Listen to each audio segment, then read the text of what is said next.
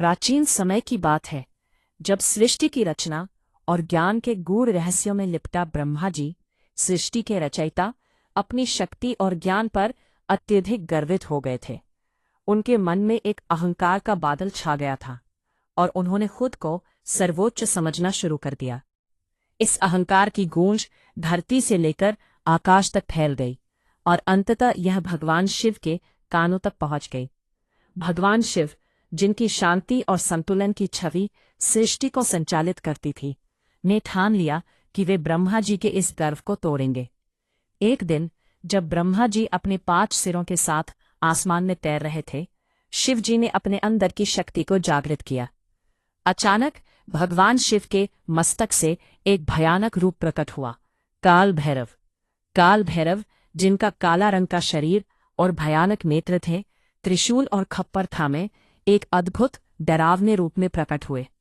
उनके आगमन से चारों ओर हलचल मच गई।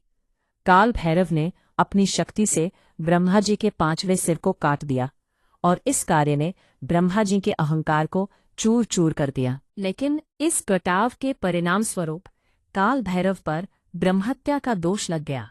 ये एक ऐसा कलंक था जिसे किसी भी देवता के लिए सहन करना कठिन था।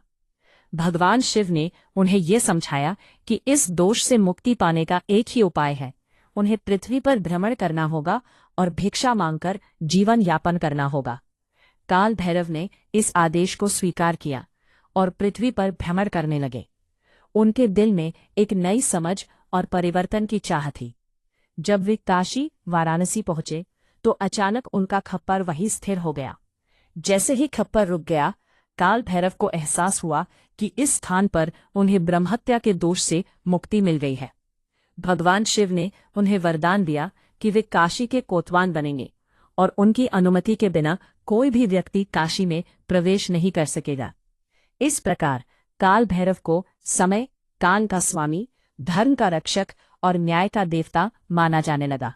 तब से जो लोग सच्चे मन से काल भैरव की पूजा करते हैं, उनके जीवन से भय, बाधाएं और नकारात्मक शक्तियां समाप्त हो जाती है।